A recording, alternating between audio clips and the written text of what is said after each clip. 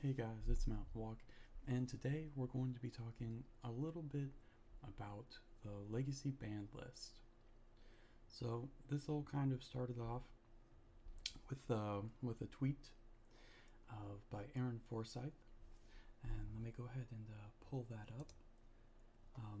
And this is in regard to Aaron talking about GP Hartford and how there's no blood braids or chases in the top eight. And people, there's a player that asked him about a workshop in Vintage and if they would ever consider restricting it or whatnot. And here is his reply. It's one of the pillars of the format, uh, referring to workshop, that makes it unique and players tolerate/love.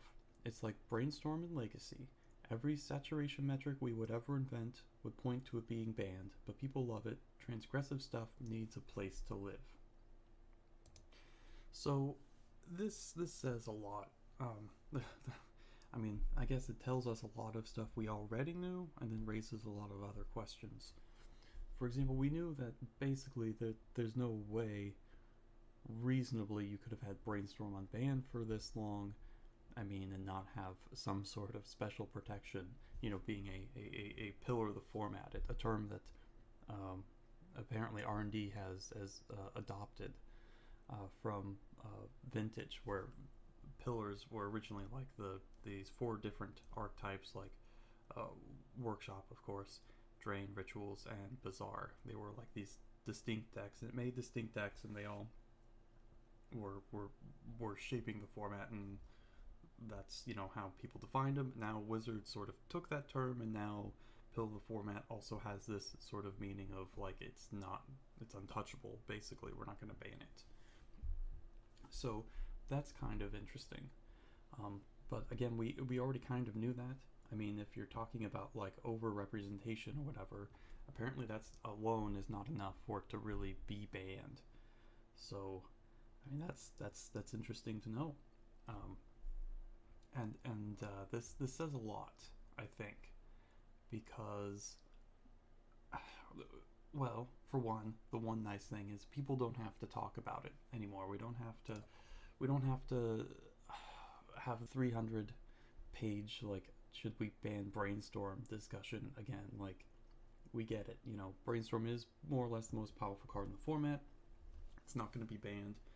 And by those metrics, we can assume that the same thing goes for Ponder as well, since it's so similar to Brainstorm and almost is always present when Brainstorm's there.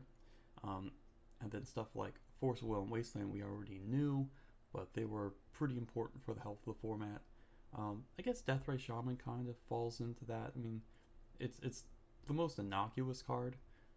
It's also one of the more played cards in the format. Actually, in the description, I'll post a link to TC decks and their most played cards for April. Since we're in a new month now, so we have a whole another month we can look at. Boy, that's fun. That's fun. So we have all of these cards, and they're basically untouchable. They do some sort of minor policing format. Obviously, Deathrite a little bit for the graveyards, and then obviously Wasteland gets decks that are too ambitious with their lands, and then Force of Will with just degenerate spell based combo decks. So yeah, that's pretty interesting. I mean, that does tell us a lot that over representation isn't enough to get a card banned, or at least some cards banned, because they have this sort of special, just like the new cards in Dominaria, they got this special coding that prevents them from being banned. And I guess that's fine. I mean, I like playing Brainstorm. I like playing blue decks. I like playing all sorts of different decks, so that doesn't bother me. But yeah, you're pretty much always going to see, as long as these cantrips around, and we know that they're basically not going to go anywhere, any of the sort of blue shell, which is, Brainstorm Force, Ponder, Gitaxian Probe, Daze, Spell Pierce, a lot of this stuff, not all played in the same decks. For example, Brainstorm, Force, and Ponder played in Miracles, but they don't play Gitaxian Probe, and uh, Brainstorm, Ponder, and Gitaxian Probe are played in like Storm, but they don't play Forceful, of course. Doesn't play very well with LED. So these cards are going to get banned, and blue will pretty much always be overrepresented because these cards are one of the cheapest and best card quality / card advantage engines. I guess it's kind of like card advantage in Brainstorm's case. It's virtual card advantage. These will probably never go away. At least like not in the sense that they'd be banned, but they're pretty much the best thing you can do. They're 1 mana. I mean, you can't get much more efficient than that. And so we will probably always have these over-representation of blue decks. I mean, it's kind of always been that case, it seems like. At least, a couple years after the format started. And so yeah, we'll probably always have these blue decks. There will always probably be an over-representation. I mean, this kind of thing is going to happen in Eternal formats, especially like Legacy. It's just the best stuff, and it's always going to be the best stuff, and there's not much we can do about it. I mean, I wouldn't want Brainstorm banned, because this is like the only place you can play with 4 of them, like that's there's got to be a market, a place so people can play their cards. I mean, that's the whole reason why they made Modern, to replace Extended. It's because had all these cards and nowhere to play them. And Extended was bad. Extended was bad after was it like the Invasion block stuff rotated. Everything when it was all new stuff is just like, what a waste. You lose all the cool old stuff. Everything from Tempest forward was great, and I don't know. Anyways, I don't want to get too off track, but yeah. So we got all these ridiculous blue decks, and they're all very good, and they're all pretty much the best thing you can be doing in a lot of respects. So what should we do? What are we gonna do? There's a couple options, and as far as I can tell, there's only 2 options.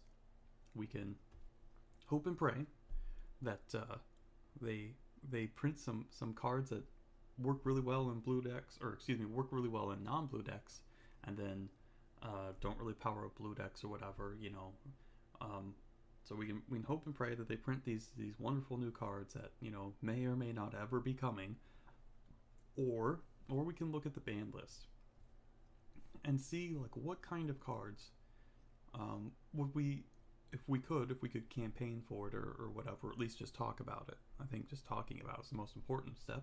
It's the first one. See which of these cards would fulfill our purposes.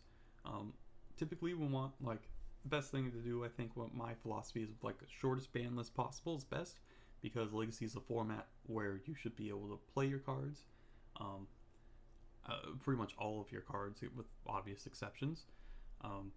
So I think that's a good one, as well as the other thing is not just having a smaller ban list, but also having the powering up the non-blue decks. We're looking for engines that fit into the non-blue decks, or at least power up non-blue decks, or at least different archetypes than what we currently have available. If there was some sort of blue prison deck or whatever that we could ban a card and make that really good, or make it a new deck or something, I think that would be worthwhile, because it's a different playstyle. Playstyles are the really important thing, not so much as like, non-blue cards versus blue cards or whatever. But in the context now, we're looking for strong engines that can compete with the powerful blue cantrips. So we're gonna need some powerful cards. Like, this is, I mean, if it, we don't really have, other colors don't have these 1 mana spells that fix your draws and unmulligan your hands. So we're gonna need, if we're getting like 2+ mana spells, we're gonna need real power. We're gonna be, oh, what am I thinking? Like, we're gonna be cooking with fire or gas. What was that saying? Shoot, I don't know. We need some strong cards. We need some kick-ass cards, and I think there's a couple. So, but before I get into that, we're not going to look at all the cards, because some of them are just very specific, say, to vintage. So we're not going to any of the power or pseudo power or stuff that's considered power, like Time Vault or Library or whatever. Those are obviously too silly. I don't think Vault Key is, not only is it so expensive, and money does sort of play a role into this. Not only is Vault Key like just it's expensive, but it's just probably the best. Like, is it the best combo ever? I mean, it's colorless. It can fit into any deck. It might be pretty close. It's pretty dumb. I really don't think we need that here. I don't think I need to convince anyone, so I won't spend too much time on that. And then things like Workshop or whatever, like, we don't really need that here. Let's see, things like Oath. Oath is like, yeah, I don't, no. Oath is like would be like a show and tell deck that can play like a traditional control role or whatever. That's doesn't sound too fun to me. I think it definitely causes a lot of issues. So no Oath. Obviously, no Bazaar or anything like that. We're not going to look at something like Misstep. Misstep is probably, I think the only thing more miserable than Mental Misstep is probably like Strip Mine. So, for Mental Misstep meta versus like a 4 Strip Mine meta, I think the Strip Mine one's probably worse. That one's pretty miserable. Whereas like, at least, playing with Misstep, it's like, all it really did was really just hose the Storm decks. When it was legal in Legacy, like, I think Storm more or less disappeared. I don't remember seeing very much of it. I mean, they were, yeah, it was pretty bad. That was pretty bad. But, so yeah, we're not going to look at those cards. Not going to look at stuff like Top. I think Top should be unbanned, but we already know what it does. Same thing with Treasure Cruise and Dig Through Time. Those are good cards, really powerful. Obviously, they only help the decks that don't need any more help. We don't need to help Show and Tell. We don't need to help Grixis Delver. Like, these decks are already very powerful. Stuff like Gush, again, same thing. Help and tempo decks. Do we really want... do we want... I want to play Gush, but it's not good for the format, alright? So let's not talk about that stuff. There's some things I'm still not sure of whether I'm going to bother with Hermit Druid, because of it's literally like dies to like everything. I mean, every burn spell. You can't beat, like, if they resolve like a Grimlavamancer, like, you can't beat that. Like, I mean, so yeah, that guy's pretty boring. It's the only thing that gives me pause, of course, it's a 1-card combo, but you have to play a garbage mana base. So I mean, you are cold. You are stone cold to Blood Moon at any point. So you would have to play stuff like Lotus Petal or Elvish Spirit Guide or whatever. Not very good versus stuff like Dark Blast. I mean, obviously Surgical Extraction, the big one. Any Graveyard Hate. Leyline. Leyline's a huge one too, because like you can't decay, you can't therapy, you obviously can't. I mean, ugh. Yeah, so I won't really bother with Hermit Druid. I have a feeling that it wouldn't do anything, but there's a little part of me that's like, it is a 1-card combo. Maybe there's a good shell for it, but I mean, to me, it seems like it pales in comparison to any of some of the newer Storm lists I'm seeing, or obviously stuff like Show and Tell, which is a pseudo 2-card combo, but you can play a much better mana base. You can board into Blood Moon, which is very powerful against some decks. You can overcome a lot of your hate by playing Omniscience. So anything like Karakas is not very good versus Emrakul. If you can cast them for free again, that's pretty bad. So yeah, like you don't have like weird draws where like, oh, you have to have this card in your deck, like the Narcomoebas or whatever. You want to draw your Gristlebrand and Emrakuls to put them into play on turn 2 very skillfully.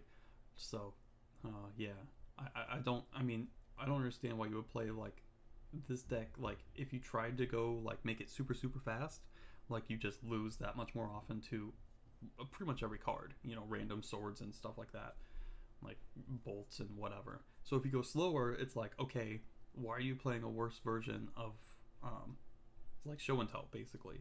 Because if you're going to be about the same speed as they are, but I mean, yeah, you don't even have a good backup plan, any transformational sideboard plans. I mean, yeah, so I'm not a huge fan of Druid. I don't think it's going to do anything. I'm not going to bother testing it. I mean, there is a small possibility it could be really good, but I can't imagine even in that case that would actually be better than anything we have. So I do want a smaller ban list, but this guy, I'm not even gonna. There's so many other cards to test. Maybe I'll get around to it. I don't know. The guy's a wonker. A wonker? A wanker. Screw you, Hermit Druid. Okay. Other stuff. Probably gonna look at Bargain. Play Bargain a little bit. That's kind of interesting. I have a couple more ideas for a lot of these decks, and Bargain being one of them. I'm gonna have to probably retest that a little bit. There's some interesting cards and interactions in there, and it's a little. I mean, a lot of these. Fortunately, a lot of the cards I'm testing, they're like combo cards, so I can just goldfish them or whatever. You know, we're not gonna really be getting a super good, like, oh, I know this will be safe or not or whatever. I mean, it's all just my opinion. It's too hard to really do any sort of good testing, even if you're in a tournament. It's just one tournament with a bunch of people, like. So I'm just basically going to be giving my opinions and stuff, and my experience with the cards in the past, and then playtesting now in decks that I'm creating. So yeah, Bargain be one of those. Hopefully, well, I don't want to spoil anything yet. So, yeah. So there are some combo cards. There are some cards that help like non-combo decks. I want to get some spicy stuff in there. Oh, there is some spicy stuff. I think definitely think there's some spicy stuff.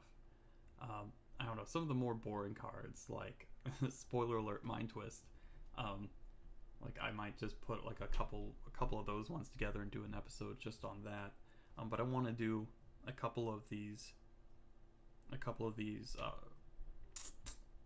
probably about one every other week or something, and then release some other videos as well. So yeah. So there's a lot of stuff to go through. Yeah. I'm been thinking about this for a while. What I would build with these decks and how the format would look, and like, you know, so it's just a kind of fun thing to do. Just get you thinking, get your noggin jogging, give you some deck lists. Say, hey, maybe this is kind of cool, maybe this is kind of interesting. So yeah. But that's pretty much all I got today. So hopefully try and release the first one, which will probably be Frantic Search, I think, and that'll be next couple days. So I'll go ahead and talk to you guys later. Bye.